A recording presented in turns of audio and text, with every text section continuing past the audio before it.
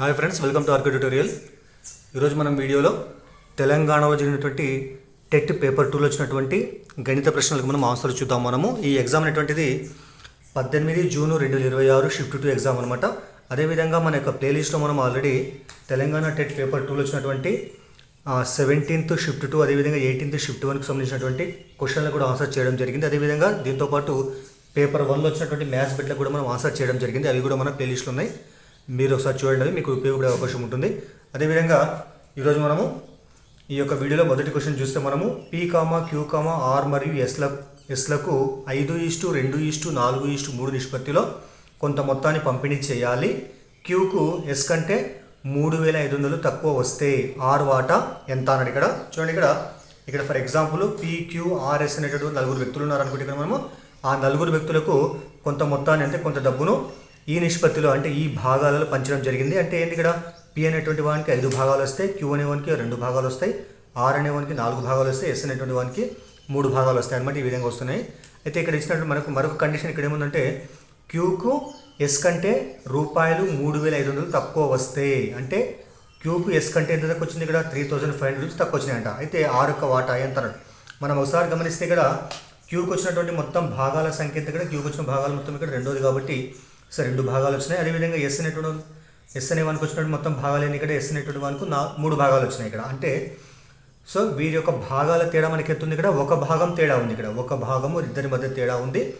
ఆ ఒక భాగం తేడా డబ్బులో మనకి ఎంత అంటే ఇక్కడ మనకు ₹3,500. చూడండి, ఇక్కడ Qకు Sకు మధ్య ఉన్నటువంటి భాగాల తేడా ఒక భాగం ఉంది, కానీ డబ్బుల తేడా ఎంత అంటే మనకు ₹3,500 అనమాట. అంటే అర్థమైంది, ఇక్కడ ఆ యొక్క పంపిణీ చేసే మొత్తంలో ఒక భాగం అనేటువంటిది 3,500కి సమానం కావడము జరుగుతుందన్నమాట. కానీ మనకేం కావాలి, ఇప్పుడు మనకు R యొక్క వాటా కావాలి మనకు. మరి మొత్తం మీద Rకు వచ్చిన వాటా ఎంత, ఇక్కడ మనకు Rకు మొత్తం 4 భాగాలు వచ్చినాయి. ఒక భాగం అంటే ₹3,500. మరి Rకు వచ్చిన భాగాలు ఏంటి, ఇక్కడ మనకు 4 భాగాలు వచ్చినాయి. మరి ఒక భాగం అంటే 3,500 అయితే 4 భాగాలు అంటే ఏం చేస్తాం మనము 3,500 ఇంటూ 4తో గుణిస్తే మనకు వచ్చేటువంటిది ఆన్సర్. కాబట్టి 3,500 ఇంటూ 4 ఎంత వస్తుంది, ఇక్కడ మనకు 14,000 వస్తుంది ఇక్కడ మనకు. కాబట్టి R యొక్క మొత్తము డబ్బులు ఎంత అంటే 4 భాగాలకు గాను ₹14,000 సరిపోవడం జరుగుతుంది. కాబట్టి మనకి సెకండ్ ఆప్షన్ ఏదైతే ఉంటుందో ఇది మనకు ఆన్సర్ అవుతుంది అనమాట. సో R యొక్క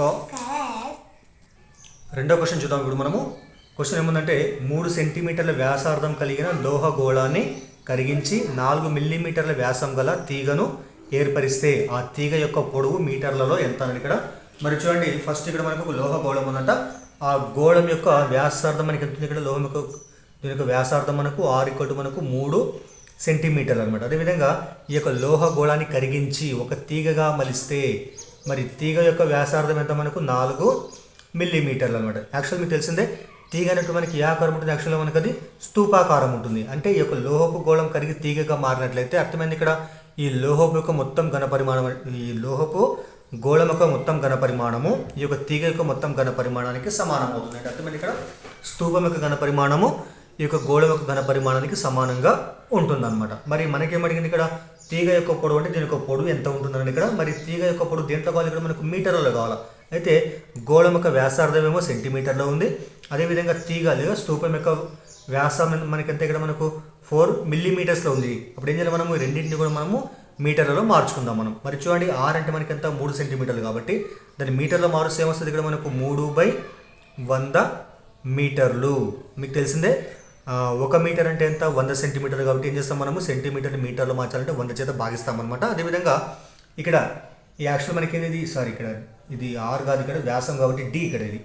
సో D అంటే వ్యాసం అనమాట. మరి R ఏమవుతుంది, అప్పుడు Dలో సగం కాబట్టి ఎంత వస్తుంది, ఇక్కడ మనకు 2 మిల్లీమీటర్స్ అనమాట. 2 మిల్లీమీటర్లు ఉంటుంది. దీన్ని కూడా మనము మిల్లీమీటర్లని మీటర్లో మార్చాలంటే ఏం చేస్తాం, మనము 1000 భాగిస్తాం మనం. కాబట్టి 2/1000 మీటర్లు. అంటే అర్థమైంది, ఇక్కడ ఈ యొక్క తీగ యొక్క వ్యాసార్థం ఎంత మనకు 2 మిల్లీమీటర్లు లేదా మీటర్లో మారుస్తే ఏమొస్తుంది 2/1000 మీటర్లకు సమానం అనమాట.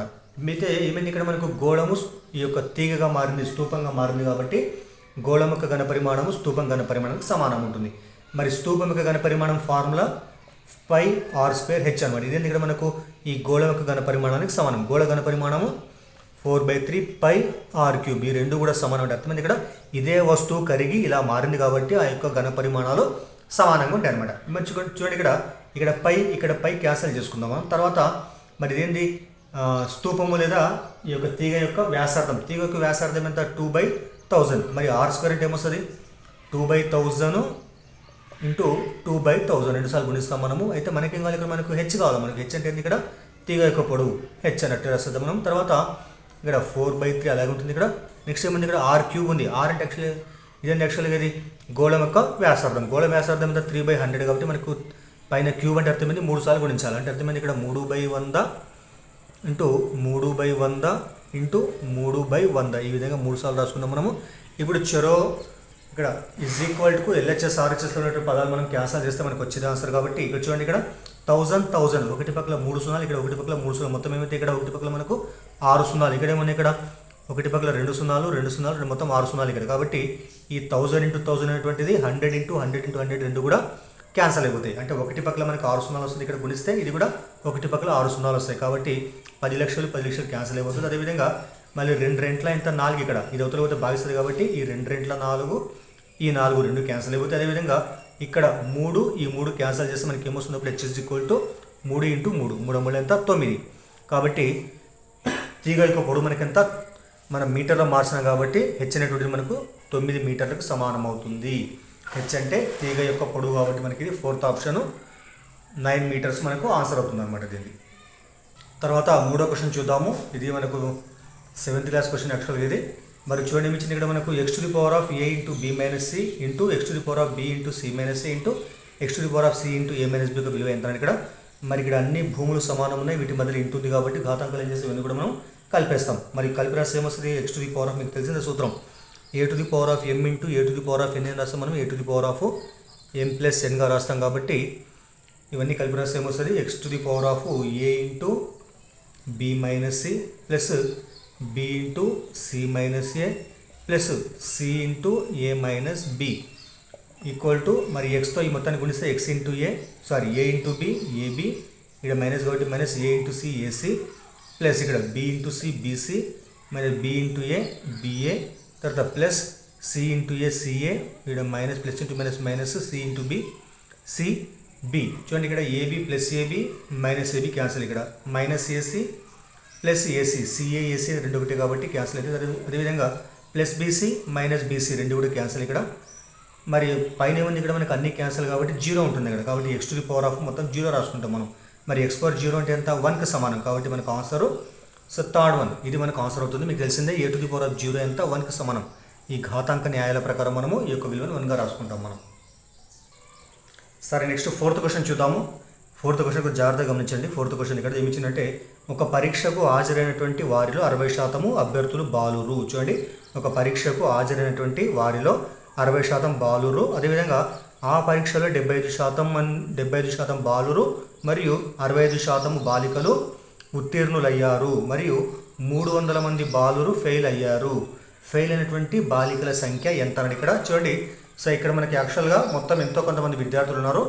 ఆ యొక్క విద్యార్థుల యొక్క మొత్తం సంఖ్య మనకి ఇచ్చాడు ఇక్కడ. అయితే ఆ యొక్క విద్యార్థుల సంఖ్యలో మొత్తము 60% ఎవరున్నారు ఇక్కడ, బాయ్స్ అనమాట. మిగతా 40% అప్పుడు ఏమవుతారు, గర్ల్స్ అనమాట. ఎప్పుడైనా కానీ మనం మొత్తం విద్యార్థుల సంఖ్యను మనము 100% అనుకుంటాం మనం. మరి 100% విద్యార్థులు ఉన్నట్లయితే ఆ 100%లో ఇక్కడ ఏముంది, ఇక్కడ 100% విద్యార్థులలో 60% బాయ్స్ ఉన్నారు. ఇక్కడ 60% బాయ్స్ అనమాట. అదేవిధంగా నెక్స్ట్ గర్ల్స్ ఎంతమంది, ఇక్కడ 40% ఇక్కడ గర్ల్స్ ఉన్నారు. ఇక్కడ మొత్తం బాయ్స్ గర్ల్స్ అనమాట.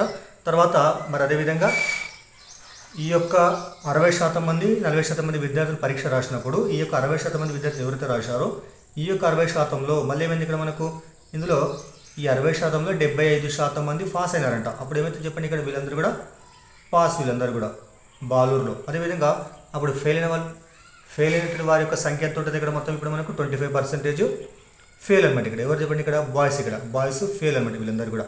అదేవిధంగా గర్ల్స్లో ఇక్కడ ఎంతమంది, ఇక్కడ 65% బాలికలు ఉత్తీర్ణులయ్యారు. ఇక్కడ ఈ 40%లో మళ్ళీ ఏమైంది, ఇక్కడ ఈ 65% గర్ల్స్ పాస్ అయినారు ఇక్కడ. మరి మిగతా ఏమవుతుంది, అప్పుడు మనకి ఇక్కడ 35% అంటే మొత్తాన్ని మనము 100% అనుకుంటాం మనం. ఈ 40% 100% అనుకుంటే 65% పాస్, 35% ఇక్కడ ఫెయిల్ అనమాట ఇక్కడ. అయితే ఈ ఫెయిల్ అయినటువంటి విద్యార్థులు ఎవరైతే ఉన్నారో అమ్మాయిలు ఇక్కడ 35%, ఇది యొక్క సంఖ్య ఎంత అన్నాడు ఇక్కడ. మరి ముందుగా చూడండి, ఇక్కడ మనకు ఉన్నటువంటి ఇక్కడ మనకి ఏమి ఇచ్చినట్లు, ఇక్కడ 300 మంది బాలురు ఫెయిల్ అవుతారండి. ఇక్కడ మొత్తం ఫెయిల్ అయినటువంటి విద్యార్థుల సంఖ్య, ఇక్కడ బాలుర సంఖ్య 300 మెంబర్స్ అనమాట. మరి ఒకసారి గమనిస్తే మనము ఈ 25% ఎవరైతే ఉన్నారో ఈ 25% ఫెయిల్ కాబట్టి ఈ 25% అనేటువంటి బాయ్స్ ఎవరైతే ఉన్నారో వారి సంఖ్య మొత్తం ఎంత, ఇక్కడ మనకి ఇచ్చినటువంటి దాని ప్రకారము 300కి సమానం ఇక్కడ మనకు. కాబట్టి 25% మనము 300కి సమానం అనుకుంటే ఇవి కేవలం బాయ్స్ లెక్కలు మాత్రమే చూడండి ఇక్కడ.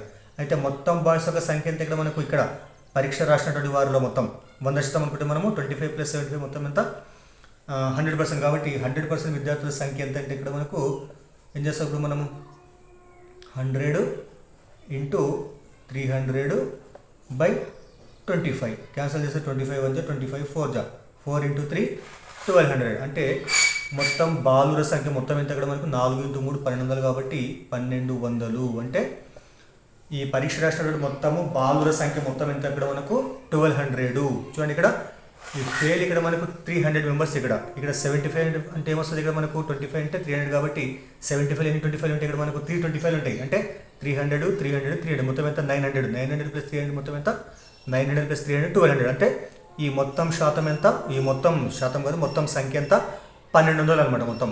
సో వీరి యొక్క మొత్తం 1200 అనమాట. మరి ఈ మొత్తం 1200 దేనికి సమానం ఇక్కడ మనకు మొత్తం విద్యార్థుల్లో 60%. సో అంటే బాలుర సంఖ్య మొత్తం 1200 ఇక్కడ మనకి ఇక్కడ.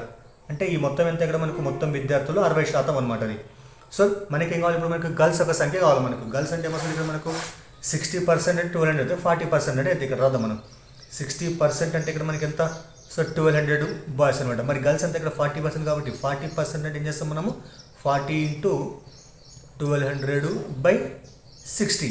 మరి చూడండి ఇక్కడ 0 0 క్యాన్సిల్ చేసుకుంటే 6 1 6 2 20 6 2 12 0 20 × 40 మొత్తం ఎంత వస్తుంది మనకు 4 2 8 కాబట్టి సో 800 అనమాట. అంటే ఈ 40% గర్ల్స్ ఎవరైతే ఉన్నారో వారి యొక్క మొత్తం సంఖ్య ఎంత ఇక్కడ మనకు 800. అంటే మొత్తం విద్యార్థులు 800 అనమాట.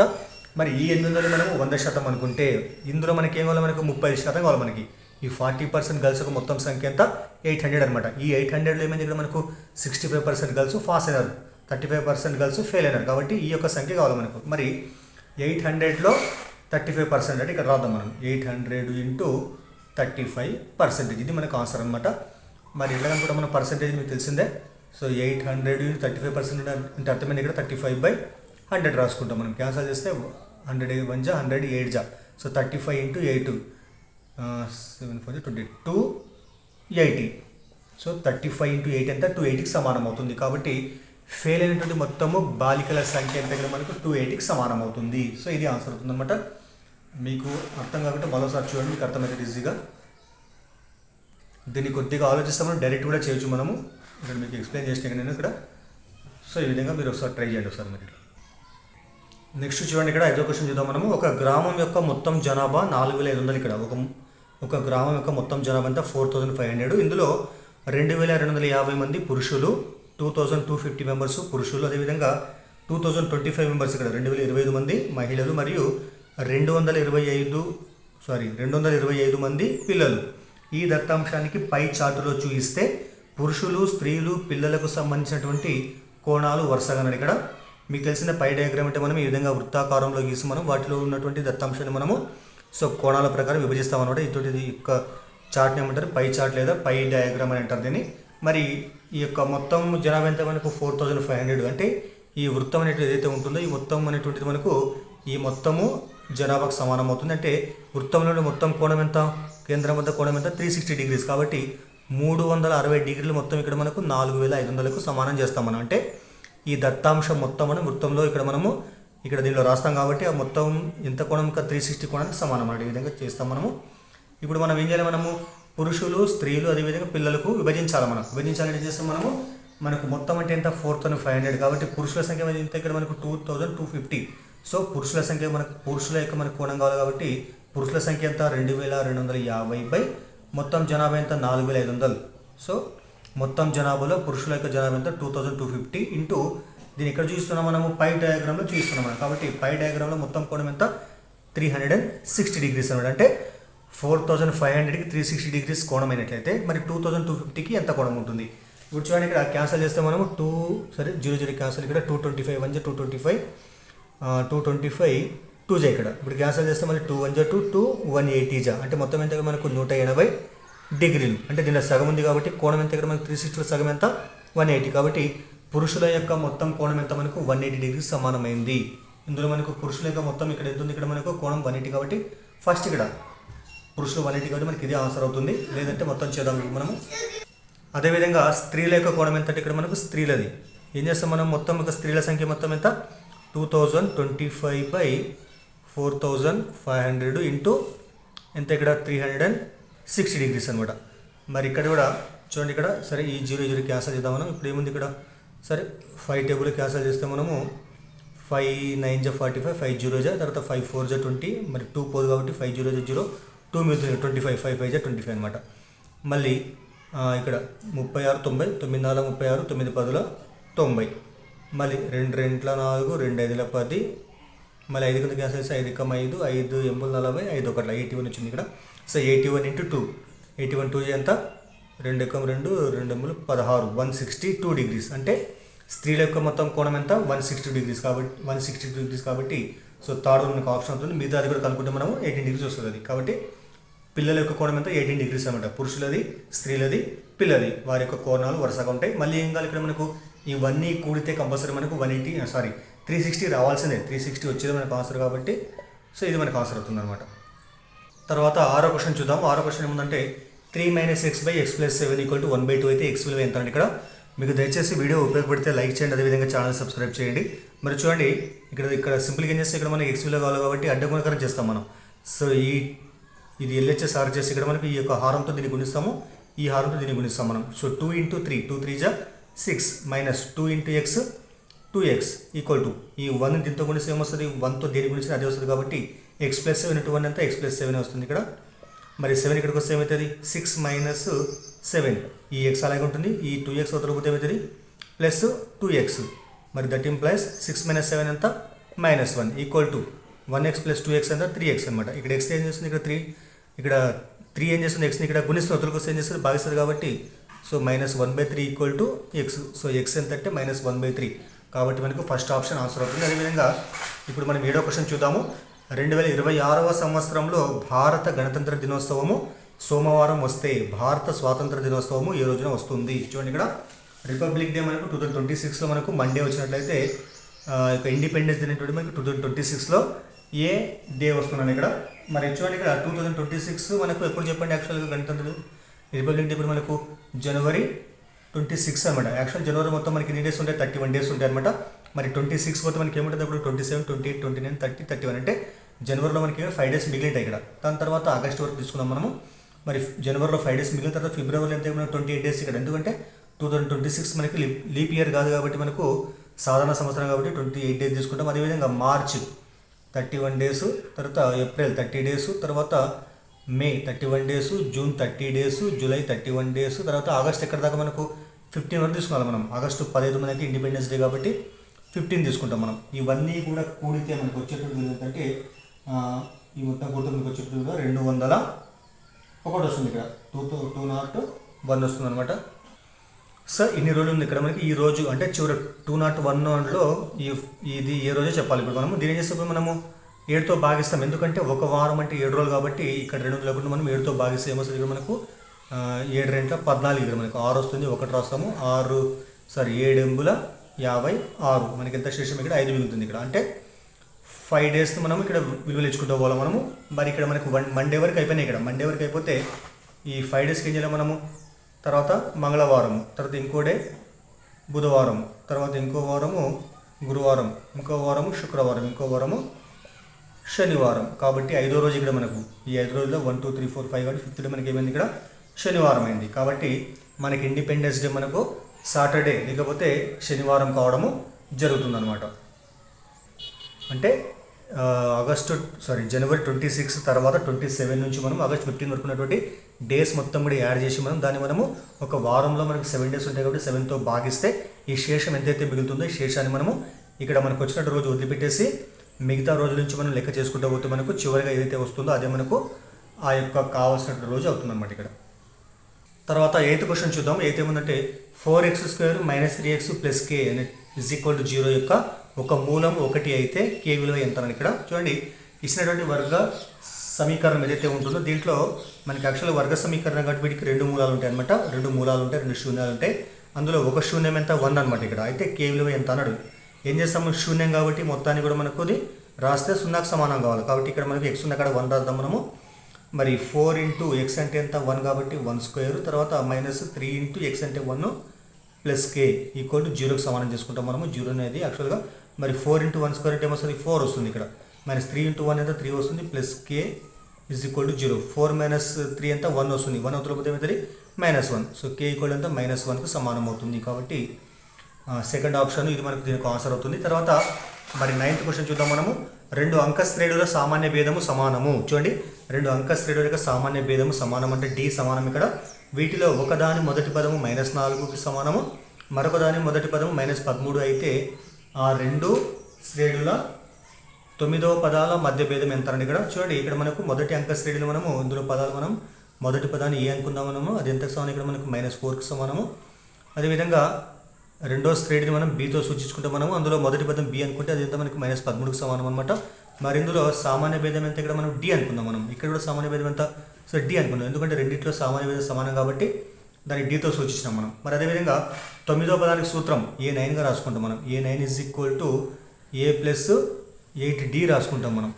A9 ఈక్వల్ ఎంత A ప్లస్ 8D అనమాట. అదేవిధంగా ఇందులో కూడా 9వ పదం ఎంత ఇక్కడ మనకు B9గా తీసుకున్నాం. అంటే ఇందులో పదాలు మనం B1 B2 B3 సూచిస్తే మొదటి పదం ఇక్కడ మనము బీగా రాస్తాము, ఇక్కడ మొదటి పదం ఏగా రాసుకున్నాం మనం. B9 వస్తుంది ఇక్కడ మనకు B ప్లస్ 8D. డి మాత్రం సమానం, ఎందుకంటే మనకి ఇచ్చిన ప్రకారం ఏముంది ఇక్కడ 2 శ్రేణుల్లో కూడా సామాన్య భేదం సమానం ఉంది ఇక్కడ. కాబట్టి డి సమానంగా రాసిన.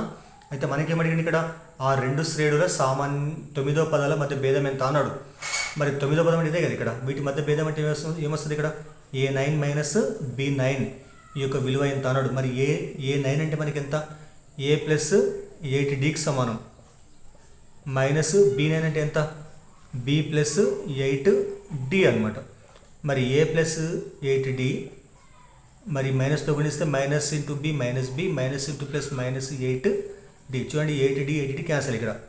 నెక్స్ట్ ఏమైంది ఇక్కడ మనకు A మైనస్ B ఉంది. మరి ఏ అంటే యాక్చువల్గా ఎంత -4 ఇక్కడ -4 ఇక్కడ మైనస్ ఉంది ఆల్రెడీ. మరి B అంటే ఎంత -13, మళ్ళీ -13 రాస్తుంది ఇక్కడ. మరి -4 మైనస్ ఇంటూ మైనస్ ఏమవుతుంది +13. మరి 13లో 4 పోతే ఎంత 9 వస్తుంది. కాబట్టి A9 మైనస్ B9 అంటే 2 9వ పదాల మధ్య భేదం ఎంత మనకు 9కి సమానం కావడం జరిగింది. కాబట్టి మనకు 4th ఆప్షన్ ఇది దీని యొక్క ఆన్సర్ అవుతుంది అనమాట. తర్వాత 10వ క్వశ్చన్ చూద్దాము. 20 మీటర్స్ ఇంటూ 16 మీటర్స్ 20 మీటర్లు ఇంటూ 16 మీటర్లు కొలతలు కలిగిన దీర్ఘ చతురస్రాకార పొలంలో 7 మీటర్ల పొడవు గల తాడుతో ఒక మేకను కట్టారు. ఆ తాడు చేరుకునే దూరంలో మేక స్వేచ్ఛగా మేయగలదని ఊహిస్తే మేక ఎంత వైశాల్యంలో మేయగలదు. చదరపు మీటర్లు ఎంత అని ఇక్కడ చూడండి. ఒక దీర్ఘ చతురస్రాకార పొలం ఉన్నట్టు ఈ విధంగా ఈ పొలం యొక్క కొలతలు మనకి ఏమిచ్చింది ఇక్కడ. పొడవేమో 20 మీటర్లు, వెడల్పు ఎంత అంటే 16 మీటర్లు అనమాట. ఇందులో సో ఒక మూలన ఇక్కడ మనకు ఒక మేక ఉన్నట్లయితే ఇక్కడ మనకు ఇక్కడ మేక యొక్క తాడు పొడవు ఎంత ఎంత మనకు 7 మీటర్లు అనమాట. అంటే ఇక్కడ నుంచి ఇక్కడ మనకు ఒక ఇక్కడ నుంచి మేక ఒక తాడు కడితే మనము ఇక్కడ నుంచి ఉన్నటువంటి మేక యొక్క తాడు పొడవు ఎంత 7 మీటర్లు అనమాట. సో ఇక్కడ కూడా మనకి ఎంత ఉంటుంది ఇక్కడ 7 మీటర్లు అనమాట. అంటే ఈ ప్రాంతంలో మేక మేస్తుంది అనమాట. ఈ ప్రాంతంలో మాత్రం మేక మేస్తుంది. మీకు తెలిసిందే మనకు దీర్ఘ చతురస్రంలో ఉన్నటువంటి ప్రతి కోణం ఎంత 90 డిగ్రీల కోణం ఇక్కడ. అంటే మేక ఇక్కడ నుంచి స్వేచ్ఛగా తాడు 7 మీటర్లు ఉన్నప్పుడు ఇక్కడ నుంచి ఈ విధంగా స్వేచ్ఛగా మేస్తుంది. కాబట్టి సో బయట తిరగచ్చు, కానీ బయట మనకు అవసరం లేదు. ఎందుకంటే ఇక్కడ మనకు కేవలము దీర్ఘ చతురస్రం మాత్రం లెక్కలకు తీసుకుంటాం మనం. కాబట్టి రౌండ్గా కాకుండా ఈ ప్రాంతం మాత్రం లెక్కలకు తీసుకుంటాం మనం. మరి మనకి ఇది ఏ ఆకారం ఉంది, మనకి ఇది యాక్చువల్గా సెక్టార్ ఆకారం ఉంది. మరి సెక్టార్లో ఉన్నటువంటి కోణం ఎంత ఇక్కడ మనకు 90 డిగ్రీస్ ఇక్కడ. అంటే దీర్ఘ చతురస్రంలో ప్రతి కోణం 90 కాబట్టి సెక్టార్లో కోణం కూడా 90 తీసుకుంటాం మనం. అదే సెక్టార్ యొక్క వ్యాసార్థం ఎంత 6 ఇక్కడ మనకు 7 మీటర్లుగా తీసుకుంటాం మనం. మరి మేక మేసేటువంటి వైశాల్యం అంటే ఏం చేస్తాం మనము సెక్టార్ వైశాల్యానికి సమానం. సెక్టార్ వైశాల్యం ఫార్ములా x/360 ఇంటూ πr² అనమాట. మరి x అంటే ఏంటి ఇక్కడ, x అంటే యాక్చువల్గా ఇందులో ఉన్నటువంటి కోణం అనమాట. ఈ కోణం ఎంత మనకు 90 డిగ్రీల కోణం ఉంటుంది ఇక్కడ. 90/360 ఇంటూ π అంటే ఎంత 22/7 ఇంటూ r అంటే మనకి 7 కాబట్టి 7² అంటే వస్తుంది 7 ఇంటూ 7. చూడండి 91లో 94 ఇక్కడ 7 క్యాన్సల్. నెక్స్ట్ 2 2 4 2 11 22. సో 7 11 77/2. 77/2 అంటే ఎంత 38.5 చదరపు మీటర్లు. కాబట్టి మేక స్వేచ్ఛగా ఆ ప్రాంతంలో మేయగలిగినటువంటి మొత్తం ప్రాంతం యొక్క వైశాల్యం ఎంత అంటే దీర్ఘ చతురస్రం లోపల ఉన్నటువంటి ఒక ప్రాంతం యొక్క వైశాల్యం ఎంత 38.5 చదరపు మీటర్లకు సమానము అవుతుందన్నమాట అది. తర్వాత 11వ క్వశ్చన్ చూద్దాం మనము. సో దానికంటే ముందు దయచేసి మీకు వీడియో ఉపయోగపడితే లైక్ చేయండి, అదేవిధంగా ఛానల్ సబ్స్క్రైబ్ చేయండి. 11th క్వశ్చన్ చూద్దాము. 15 మంది కార్మికులు రోజుకు 8 గంటలు పని చేస్తే 20 రోజులలో ఒక పనిని పూర్తి చేయగలరు. 24 మంది కార్మికులు రోజుకి 10 గంటలు పని చేస్తే అదే పని ఎన్ని రోజులలో పూర్తి చేయగలరు? చూడండి ఇక్కడ. సో మంది, గంటలు, తర్వాత రోజులు, వీటి మధ్య సంబంధం ఉన్నటువంటి ఒక సూత్రం ఉంటుంది, మీకు తెలిసింది ఆల్రెడీ. ఆ సూత్రం ఏంటంటే so M1 D1 H1 so equal to M2 D2 H2 అనమాట. ఈ విధంగా మనకు సూత్రం ఉంటుంది. సో మంది, తర్వాత డేస్, ఇక్కడ రోజులు అనమాట, అదేవిధంగా అవర్స్, అదేవిధంగా ఇక్కడ కూడా రెండో సందర్భంలో మనుషుల సంఖ్య, తర్వాత రోజులు, తర్వాత అవర్స్ అనమాట, అంటే గంటలు ఇక్కడ. మరి మొదటి సందర్భం మనకి ఎంత ఉంది ఇక్కడ? 15 మెంబర్స్ ఇక్కడ. కాబట్టి M1 అంటే 15 ఇంటూ ఎన్ని డేస్ ఇక్కడ వాళ్ళు పనిచేసింది ఇక్కడ? 20 డేస్ ఇక్కడ. 20 ఇంటూ ఎన్ని అవర్స్ పనిచేస్తారు ఒక డేలో? 8 అవర్స్. కాబట్టి 8. ఇంకోటి ఇక్కడ కూడా M20 ఎంత ఇక్కడ మనకు? So 24 members. 24 ఇంటూ ఎన్ని డేస్ పనిచేసినారు వాళ్ళు కనుక్కోవాలి, మనం డేస్ కనుక్కోవాలి. ఒకరోజు ఎన్ని గంటలు పనిచేస్తారు వాళ్ళు? 10 అవర్స్ అనమాట. 10 రాస్తుంది ఇక్కడ. మరి చూడండి, ఇప్పుడు మనకి ఇది ఉత్తలకు వస్తే భాగిస్తుంది కాబట్టి డైరెక్ట్గా క్యాన్సల్ చేద్దాం. ఇప్పుడు మనము యువతలకు వస్తే ఈ 10 2 భాగిస్తాయి కాబట్టి మనం ఇక్కడ డైరెక్ట్ క్యాన్సల్ చేసుకోవచ్చు మనం. 10 ఎక్కం 10, 10 రెంట్ల 20, తర్వాత 8 ఎక్కం 8, 8 మళ్ళీ 24 ఇక్కడ. మరి అదేవిధంగా సో 3 ఎక్కం 3, 3 5 15, 5 రెంట్ల ఎంత? 10. సో ఇక్కడ ఏముంది? ఇక్కడ 1 ఇంటూ D2 ఇంటూ 1 అంటే D2 వస్తుంది. సో ఇక్కడ 5 ఇంటూ 2 అంటే 10, 10 ఇంటూ 1 10. సో D2 మనకి ఎంత? 10 అనమాట. అంటే 10 డేస్లో మొత్తం పనిని వాళ్ళు పూర్తి చేయగలరు. అంటే అర్థమైంది. ఇక్కడ 24 మంది 10 గంటలు పనిచేస్తూ 10 రోజుల్లో అదే పనిని పూర్తి చేస్తారు. అంటే ఇక్కడ 15 మంది 8 గంటలు పనిచేస్తూ 20 డేస్లో పనిచేసే పనిని సో ఇంత పనిచేసే వాళ్ళైతే 10 డేస్లో పూర్తి చేస్తారనమాట. అదేవిధంగా సూత్రం గుర్తుపెట్టుకోవాలి. M1 D1 H1 equal to M2 D2 H2 అనమాట. అదేవిధంగా దీన్ని M1 D1 H1 by W1 కూడా రాస్తాం ఇక్కడ మనం. M2 D2 H2 by W2 రాస్తాం. అంటే సో వర్క్ అనమాట అది. తర్వాత 12th క్వశ్చన్ చూస్తే మనము ఒక బస్సు 3 గంటలలో 96 కిలోమీటర్ల దూరం ప్రయాణిస్తే 1 గంట 15 నిమిషాల్లో ఆ బస్సు ప్రయాణించిన దూరము కిలోమీటర్లు ఎంత అని ఇక్కడ చూడండి. సో 3 గంటలలో 96 కిలోమీటర్లు పోతే మరి 1 గంటలు ఎంత పోతుంది అది? సో 96/3 ఎంత వస్తుంది ఇక్కడ మనకు? 3 ఎక్కం 3, 3 3 9, 3 రెంట్ల 6 అంటే ఎంత ఇక్కడ? 32 కిలోమీటర్లు. అంటే 1 గంటలో పోయేటువంటి దూరం ఎంత? 32 కిలోమీటర్లు. మీకు తెలిసిందే 1 గంటలో 10 నిమిషాలు ఎన్ని ఉంటాయి? 15 మినిట్స్ 4 ఉంటాయి. 15 4 ఉంటాయి కాబట్టి 60 మినిట్స్ అయితే 1 అవర్. కాబట్టి ఈ 1 అవర్లో 32 కిలోమీటర్స్ అయితే 15 మినిట్స్ అంటే ఏం చేస్తాం మనం? 15 మినిట్స్లో 32/4 భాగాలు చేస్తాం మనం. 15 నిమిషాల్లో పోయేటువంటి దూరం ఎంత అంటే 32 నుంచి మనం 4 పార్ట్ చేయాలి మనం. 4 ఎక్కము 4 ఎంబుల్ 32 అంటే మనకి ఎంత? 8 కిలోమీటర్స్ అన్నమాట. అంటే 1 గంటలో 32 కిలోమీటర్లు పోతే 15 నిమిషాలు పోయేటువంటి దూరం ఎంత? 8 కిలోమీటర్లు. మనకేం కావాలి? 1 గంట 10 నిమిషాలు కావాలి. 10 నిమిషాలు కావాలి కాబట్టి 1 గంటకి ఎంత? 32, 10 నిమిషాలు ఎంత? 8. 32 ప్లస్ 8 మొత్తం ఎంత? 40 కిలోమీటర్స్. కాబట్టి దీనికి ఆన్సర్ ఏమవుతుంది? థర్డ్ వన్ 40 దీనికి ఆన్సర్ అవుతుంది. సో వీడియో నచ్చితే లైక్ చేయండి, అదేవిధంగా ఛానల్ సబ్స్క్రైబ్ చేయండి. Thank you. ఇందులో ఉన్నటువంటి మిగతా క్వశ్చన్లకు ఆన్సర్ మనం మిగతా వీడియోలో చెప్పుకుందాం మనం. Thank you.